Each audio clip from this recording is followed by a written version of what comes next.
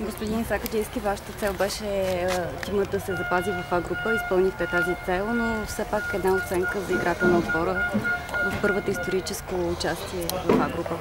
Мисля, че много добре и достойно се представяхме през първата година. Да, нали, имахме някои слабости, които в процеса на работа и в движение сме ги отстраняли. Мисля, че съвсем достойно се представяхме. Съм горд с отбора и с момчета.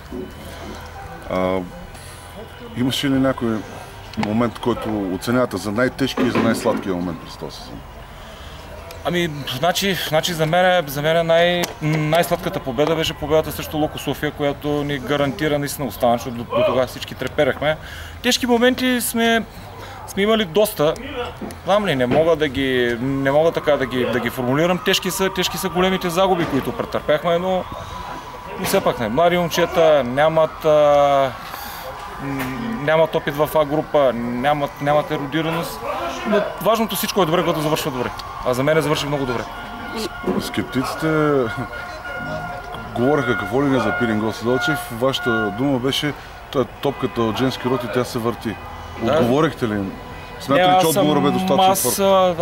Аз съм им отговорил и той не е само. Аз показаха, пак казвам, че момчетата се бориха мъжки и показаха, че наистина заслужаваме ние да сме тук и наистина не сме случайен отбор.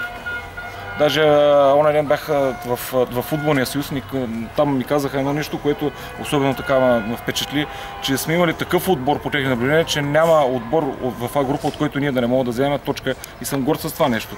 Това е оценка от футболния съюз. Имате ли вече някакви планове по отношение на състава на футболистите, на треньорския състав? Значи принципно пускаме ги заслужена почивка. Мисля, че или на 13 или на 15 юни ще започнем подготовката за новия сезон. До тогава ще бистриме, ще умуваме, ще търсиме варианти. Предполагам, съм сигурен, че и до година ще се представяме не по-добре. Все пак имаме и доста опит, бих казал вече. Не само аз, ами и футболистите, и помощник треньора, който остава. За треньора нищо не мога да кажа. Все пак знаете, човека е в болнични. Нека да видим какво ще стане с него, тогава ще мислим. Ще запазите ли тази тенденция с предимно местни момчета? Разбира се, за мен и то не само за мен, това е бъдещето в футбола.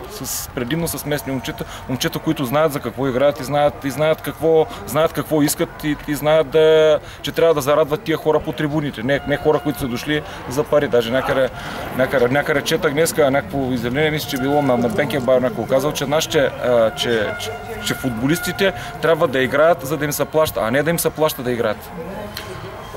Ели Маркас ли е първото ново попълнение на Пирин Гоце Делчев? Не мога да кажа нищо, нямаме още нищо конкретно. Гледаме, наблюдаваме, мисля, че пак ще направим като миналата година, ще вземем поне 25-30 човека, ще минат през отбора, за да отсеем това, което трябва, но 90% от отбора си остава, защото вече наистина имаме един изграден отбор. По-хубаво от това нещо няма. Няма нужда от много нови хора, наново да се напасват и така нататък. Аз мисля, че имаме един много добър отбор. Така и от вас да го чуем с лиценза, дали всичко е наред? Абсолютно всичко е наред с лиценза на отбора. Подадени са документите, на 100% имаме лиценз.